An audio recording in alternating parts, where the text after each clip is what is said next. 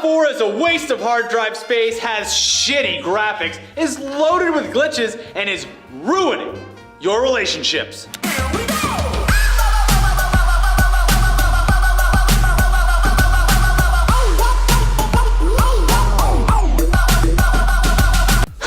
Just kidding. Fallout 4 has reinvigorated my love for gaming because it's the first time I haven't felt on rails or guided to do a certain thing in a long time. The freedom that this game gives you is incredible, and most of that freedom is now spent in the game's incredibly impressive crafting mode.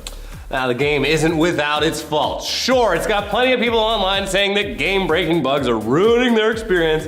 Most of these complaints are coming from the PC Master Race community, and you know how hard it is to impress those fucking Nazis. Besides, most of that could be chalked up to their personal systems just not being good enough and not cooperating with the game. So there, your fault. Yep. Get a better fucking system, you stupid idiot. Exploring the vast wasteland is truly an amazing, immersive experience. And no, I'm not gonna lie, when I was about 3 or 4 hours into this game, I wanted to throw my fucking controller against the wall, toss my Xbox out the window, and give up on gaming in general forever. You can see the actual texts I sent to Maddie while I was under an NDA on the podcast this Sunday to prove that point. But then last Sunday morning, I broke through. The game just clicked for me. And now as I close in on 20 hours of total gameplay so far, I'm split between feeling like I haven't even scratched the surface and also feeling accomplished by what I've faced and conquered in this amazing game. Okay, but we'll stop this Fallout 4 business for now because Shibby has a real ethical review coming at the end of the video, like always. But what we will say, at least for those of you on PC, is that none of us can wait to see what the modding community is going to actually cook up for this title. The sheer amount of customization and unique shit that you can do already in the regular game alone is mind-blowing, and once mods start rolling in, this beast will truly be untouchable. Yep, there's already one where you, when you crank the gun, it plays Pop Goes the Weasel. Boom! Anyways, also, I do want to say this, fuck you if you think the graphics sucks and that's why you're not playing it. The graphics are fine, and this game actually totally proves that graphics aren't everything, but still, the graphics are totally fine considering the sheer scale of the game and the fact that you can touch, grab, steal, loot, customize, upgrade, do whatever to everything. Okay, now moving on, seriously, there are other fucked up stories from the gaming industry this week that we can talk about, like this one, where some people from the Grand Theft Auto modding community are saying that Rockstar sent what is basically the Men in Black to their doorstep in order to intimidate them and get them to stop modding the game. Yeah, what the fuck, right? Well, here's why. These guys were working on something called the 5M mod, which basically makes it so that pirated copies of GTA 5 could still access some sort of multiplayer. How? By creating a, quote, unauthorized alternate multiplayer service. So you can obviously see why Rockstar would be upset by something like this. Okay, yeah. They even blocked accounts tied to the modders from Rockstar Social Club earlier this year, but apparently that wasn't enough to dissuade them from their goal, so Rockstar allegedly sent 2 private investigators to their doors. I see nothing wrong. Now, one of the modders posted the following on Reddit. I just got a pair of PIs at my door claiming to be sent by Take-Two, handing me a phone with a person somewhere in the UK or US or whatever to discuss how to cease my activities with regard to Grand Theft Auto, and that they know what happened before with Activision and want to not get the lawyers involved at this time. Guys, we don't want to get the lawyers involved, so just stop, please. I don't want to fuck up your kneecaps either. Take your talents and go develop real games. I get, the moral of the story is don't risk your freedom so that you can help people pirate games. Use your talents in a good way. Go get a job at Take-Two. This all seems pretty straightforward to me. Now, some of the modders claim that they just developed an alternative to the Rockstar multiplayer experience, but still, it's very clear to see why Rockstar isn't keen on this type of stuff happening with their game. Yeah. Also, if you follow the Sean Poole rule of $1 1 hour, GTA 5 is one of the most economical titles you can possibly buy. Absolutely. Like, it's been around for, what, 2.5, 3 years at this point. It's You're got getting hundreds of unlimited play time. Like, just, what is it, $40 now? Come on. Just go get it. Stop being such a cheap ass. But guess what? Battlefront update of the week. Pew pew. You can now play. You do? Yeah. Oh, there it is. Oh, pew pew. Oh, God.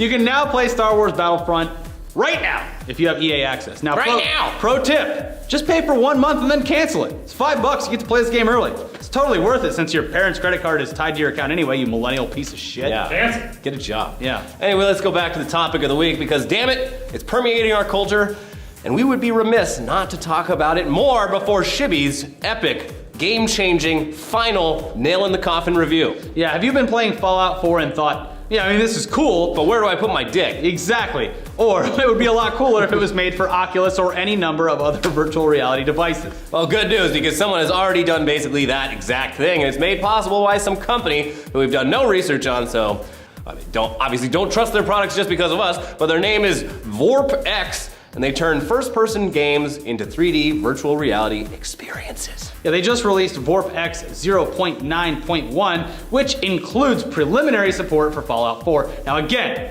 we have no idea how well this works, but I know that in my experience of sitting like 2 feet away from the TV screen and playing, that's probably gonna be not only disorienting, but also probably really terrifying when feral ghouls come running at you in VR. Yeah, and everyone's one-time playthrough of this game is like 6 hours at a time. That is too long to be in a VR headset. Yeah, get up every once in a while. Still, Walk around. How awesome is that? Yeah. We're inching closer and closer to a fully immersive gaming experience. Well, whether that turns out to be a good thing or something that just ends humanity single-handedly is yet to be seen, but damn it, we're gonna do it. Yeah.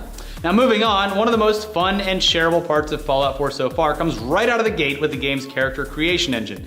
And sure, it's basically the same thing that they had in Skyrim minus lizards and cats and shit, but the things that people have been creating are truly works of art. Let's check some of them out. Here's Beavis and Butthead, Hulk Hogan.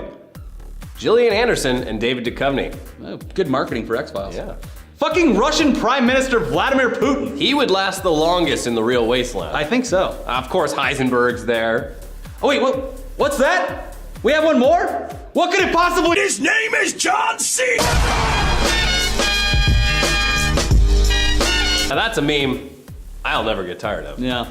This game is truly a masterpiece, and if you think we're pandering, fuck you. We can actually like stuff, so piss off. And if you think we're getting paid for this, we fucking wish. That'd be nice. I know. Anyways, let's see if Shibby ruins all this goodwill with his review of Fallout 4. Take it, Shibs! We are so excited for this one. Yeah. Oh, you got a little mini nuke. Take a deep breath. Tweet after tweet, I've been asked, Shibby, please review the most important game of the year, Rise of the Tomb Raider. I won't deny that I want to explore Lara Croft's hidden treasure. Oh. I can't help but check the newest AAA indie release from Bethesda, Fallout 4. As the sole survivor here on T.U.G.S of Vault 010, let's step into the future, Boston, where last time I lost this fuckboy Ricky in go-karts, which I'm still salty about. Well, I'm from Florida. You can't beat And me. you lost your leg. Yeah. Lost my leg. I lost my leg! That's an AFK reference. Yeah. Farmville Sanctuary 4 is one of the buggiest pieces of software I've ever had the disservice of interfacing with in the last year. I don't understand how Bethesda develops Fallout 3 in 2008, publishes New Vegas in 2010, develops Skyrim in 2011, yet Fallout 4 released basically 1,500 days since then and graphically looks the same exactly as the 3 other titles. Oh, you're lying. What the hell? But Shibby, it's not all about the graphics, it's about the open world and experience. That's what I said. Did no one play Witcher 3? Why are those things mutually exclusive? Why not spend some of the $1 billion that Bethesda has made for all you Bethesdrones out there on a new engine and try to properly QA some of that shit? God forbid there's stable frame rate on either the Peasant Station 4 or that other console, and then mustard race users beware. Playing on anything higher than basic 120 frames per second doubles the game speed on PC. How is this shit acceptable in 2015? Did no one think PC players would try and go above 60 frames? 120. Why do you need all cares about that? I like it. Keep it at 24 frames. Looks like a movie. Love it. If you can survive the frame rates, awful optimization across all platforms, legacy bugs from prior titles, mostly non-coherent story, dated animations, disappointing AI pathing, lacking RPG options, then you're in for a real treat of a video game. While Fallout 4... I love when I interact with NPCs that are walking into the wall like this. Jimmy, I've got a quest for you. Oh, quest giver, here, take this and go there. I've done it, give me my caps. Oh, here's the caps. No, here's the caps. Oh, thanks for my caps. Yeah. While Fallout 4 may be recycled more than the crops I pick up and plant in my settlements, the game is engrossing, fast, and simply a ton of content to consume like my psycho addiction in game. Mods will surely give the game legs for months, if not years to come. Fallout 4 is sort of like the crazy hot slutty girlfriend who you've been getting annoyed with because she's crazy. She has her problems and dresses like a hipster, but is all over the place. And at the end of the day, you still get to play with her luscious tits, which makes it all worth it. 10 out of 10. That was a really weird ending. Yeah. So it's good? Is it good? Fantastic. Okay, great. Oh. Good. So, 10 out of 10, you said? That's right. I think that's the second time that's actually happened, though, technically. He gave Mad Max 10, or Batman, right? Anyways, Shibby is a slimy piece of shit synth who can't be trusted.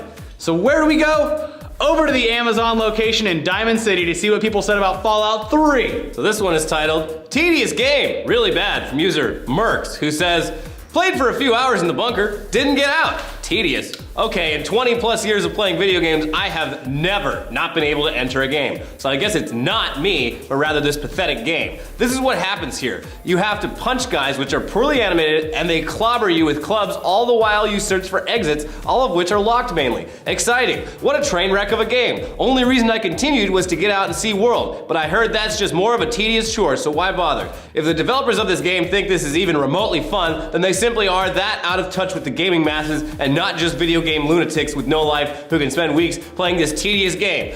What kind of sicko makes a game like this? And worse yet, how can people even praise this game? Also, the game I heard crashes constantly. Avoid at all costs. A colossal waste of time just to figure out the designers of this twisted logic into thinning that gamers would enjoy in any way whatsoever a sickening quest to find maddening secret ways to fight off roaches and horridly animated, almost pixelated looking stick soldiers.